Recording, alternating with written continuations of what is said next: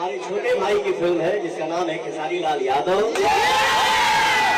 ठीक है, हमारी इंडस्ट्री का सुपरस्टार है, लाडला है, प्यारा है, दुलारा है, ठीक है, ट्रेंडिंग स्टार है, ठीक है। तो हमारे भाई की फिल्म आ रही है संघर्ष 2।